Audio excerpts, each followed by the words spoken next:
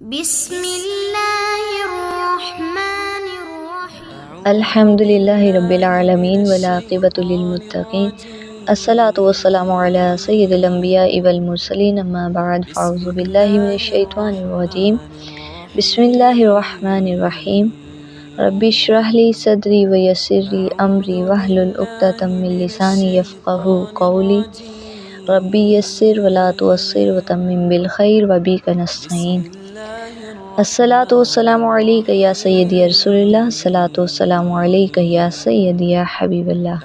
تو کل ہم نے 25ویں پارے کی تفسیر کا خلاصہ پڑھا، جس میں ہم نے سورۃ السجدہ، سورۃ الشورى، سورۃ الزخرف، سورۃ الدخان پڑھی۔ سورۃ السجدہ میں ہم نے قرآن کی سچائی اور قیامت کا علم صرف اللہ کو ہے، اس بارے میں پڑھا۔ سورۃ الشورى میں ہم نے وحی، توحید اور قیامت میں کامیاب لوگ کون ہوں گے ان کا ذکر پڑھا۔ پھر ہم نے سورۃ الزخرف میں نبی کریم صلی اللہ علیہ وآلہ وسلم کی بعثت، مشرکین کی گمراہی اور سابقہ امتوں کے واقعات پڑھے۔ سورۃ الدخان میں ہم نے قیامت کی ہولناکیاں، جہنم کا عذاب اور جنت کی نعمتوں کے بارے میں پڑھا، اور سورۃ الجاثیہ میں ہم نے اللہ کی نشانیاں، قیامت اور کافروں کا انجام پڑھا۔ تو آج ہم 26ویں پارے کی تفسیر کا خلاصہ پڑھیں گے، جس کے بعد میں نے بتانا ہے کہ لیلۃ القدر یعنی شب قدر کی رات نبی کریم صلی اللہ علیہ وآلہ وسلم کیا اعمال کیا کرتے تھے، تو کوشش کریں کہ وہ سب اعمال خود بھی کریں اور اپنے گھر والوں کو بھی کروائیں۔ تو یہ پارہ 26واں پارہ حامیم، سورۃ الحجرات، سورۃ الاحقاف، سورۃ المحمد، سورۃ الفتح، سورۃ القاف، سورۃ الذریات پر موجود ہے۔ اس میں توحید، قیامت، جہاد، نبی کریم صلی اللہ علیہ وآلہ وسلم کی شان، اخلاقی اصلاح اور اللہ کی قدرت کا بیان ہے۔ 26ویں پارے میں 6 پوائنٹس بیان کیے گئے، 6 سورات موجود ہیں جن کے بارے میں آج ہم پڑھیں گے۔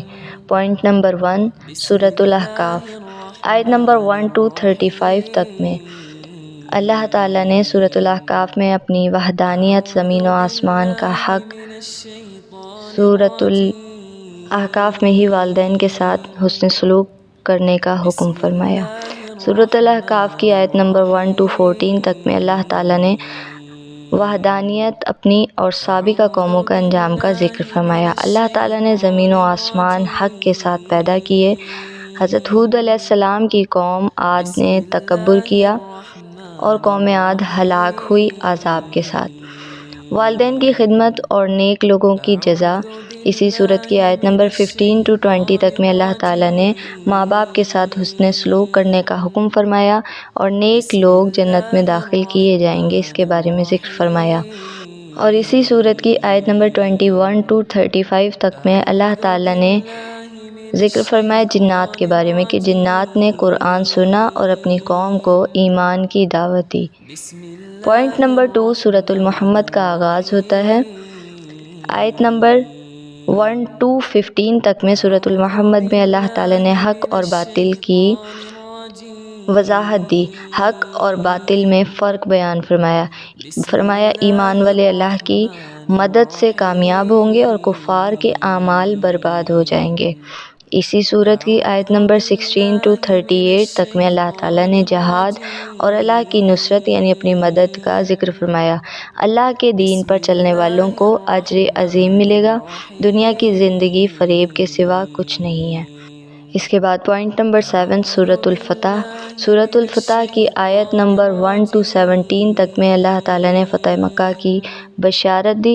اللہ تعالیٰ نے نبی کریم صلی اللہ علیہ وآلہ وسلم کو فتح مبین عطا فرمائی، مخلص مومنوں کو بہترین اجر کی بشارت دی۔ اسی صورت میں رسول اللہ صلی اللہ علیہ وآلہ وسلم کی عظمت کا بھی ذکر فرمایا۔ آیت نمبر 18 to 29 تک میں صلح حدیبیہ اور صحابہ کرام کی اللہ کے ساتھ بیعت کا بھی ذکر فرمایا۔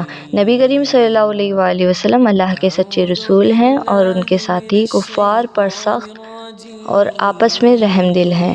پوائنٹ نمبر 4، سورۃ الحجرات، سورۃ الحجرات کی آیت نمبر 1 to 12 تک میں اللہ تعالیٰ نے اخلاقی آداب اور معاشرتی اصلاح کا ذکر فرمایا۔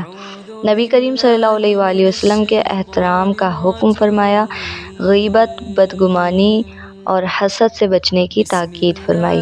اسی صورت میں ایمان کی حقیقت بھی بیان فرمائی۔ آیت نمبر 13 to 18 تک میں اللہ تعالیٰ نے ایمان کی حقیقت بیان فرمائی۔ ایمان محض زبان سے نہیں بلکہ دل سے مقبول کرنا ضروری ہے۔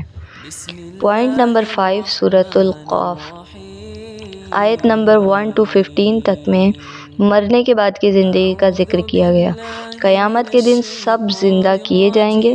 زمین اور آسمان کی نشانیاں اللہ کی قدرت کو ثابت کرتی ہیں، اور اسی صورت میں آیت نمبر 16 to 45 تک میں قیامت کی ہولناکیوں کا بھی بیان کیا گیا کہ ہر انسان کے اعمال لکھنے والے فرشتے لکھ رہے ہیں اور ان کے پاس موجود ہیں۔ قیامت کے دن جہنم کو لایا جائے گا اور مجرموں کو اس میں ڈالا جائے گا۔ پوائنٹ نمبر 6 سورۃ الذاریات آیت نمبر 1 to 30 تک میں اللہ تعالیٰ نے قیامت کا یقین دلایا کہ قیامت برحق ہے، اور زمین و آسمان، ہوائیں اور بارش اللہ کی نشانیاں ہیں۔ اسی سورت کی آیت نمبر 24 to 30 تک میں ہی اللہ تعالیٰ نے حضرت ابراہیم علیہ السلام اور فرشتوں کی آمد کا ذکر فرمایا۔ حضرت ابراہیم علیہ السلام کے پاس فرشتے آئے اور انہیں بیٹے کی بشارت دی۔ یہاں ہمیں معلوم ہوا کہ 26ویں پارے میں کس صورت میں کن چیزوں کے بارے میں اللہ تعالیٰ نے ذکر فرمایا۔ تو ہم نے پڑھا سورۃ الاحقاف میں قوم عاد کی ہلاکت، والدین کی خدمت اور جنات کا ایمان بیان کیا گیا۔ پھر ہم نے پڑھا سورۃ المحمد، جہاد، حق اور باطل کا فرق اور دنیا کی حقیقت کا ذکر کیا گیا۔ پھر سورۃ الفتح میں فتح مکہ کی بشارت، نبی کریم صلی اللہ علیہ وآلہ وسلم کی شان اور صحابہ کرام کی فضیلت کا بیان کیا گیا۔ سورۃ الحجرات میں نبی کریم صلی اللہ علیہ وآلہ وسلم کا ادب، اسلامی اخلاقی اور ایمان کی حقیقت کا بیان کیا گیا۔ پھر سورۃ القاف میں مرنے کے بعد کی زندگی، قیامت کے مناظر اور اللہ کی قدرت کا ذکر کیا گیا۔ سورۃ الذاریات میں اللہ کی نشانیاں، حضرت ابراہیم علیہ السلام کا واقعہ بیان کیا گیا اور قیامت کی حقیقت بھی بتائی گئی۔ تو آخر میں نبی کریم صلی اللہ علیہ وآلہ وسلم لیلۃ القدر کی تلاش میں رمضان کے آخری عشرے میں خاص طور پر عبادت میں مشغول ہو جاتے تھے۔ آپ صلی اللہ علیہ وآلہ وسلم کی اس رات کی عبادات کے بارے میں کچھ روایات موجود ہیں۔ نبی کریم صلی اللہ علیہ وآلہ وسلم اعتکاف کیا کرتے تھے۔ رسول اللہ صلی اللہ علیہ وآلہ وسلم رمضان کے آخری عشرے میں اعتکاف فرماتے تھے تاکہ لیلۃ القدر کو پا سکیں۔ حضرت عائشہ صدیقہ رضی اللہ تعالیٰ عنہا فرماتی ہیں کہ نبی کریم صلی اللہ علیہ وآلہ وسلم رمضان کے آخری 10 دنوں میں اعتکاف کرتے تھے، یہاں تک کہ آپ کا وصال ہو گیا۔ پھر آپ کے بعد آپ کی ازواج مطہرات اعتکاف کرتی رہیں۔ رات بھر عبادت کرنے کے بارے میں روایت میں موجود ہے۔ حضرت عائشہ صدیقہ رضی اللہ تعالیٰ عنہا بیان فرماتی ہیں کہ جب رمضان کا آخری عشرہ آتا تو نبی کریم صلی اللہ علیہ وآلہ وسلم رات کو جاگتے، اپنے گھر والوں کو جگاتے اور عبادت میں مشغول ہوتے اور کمر ہمت باندھ لیتے۔ یہ اس بات کا ثبوت ہے کہ نبی کریم صلی اللہ علیہ وآلہ وسلم اس رات میں مکمل طور پر عبادات میں مشغول رہتے تھے۔ حضرت عائشہ صدیقہ رضی اللہ تعالیٰ عنہا فرماتی ہیں کہ نبی کریم صلی اللہ علیہ وآلہ وسلم سے پوچھا گیا کہ اگر لیلۃ القدر مل جائے تو کیا کرنا چاہیے، کیا دعا کرنی چاہیے؟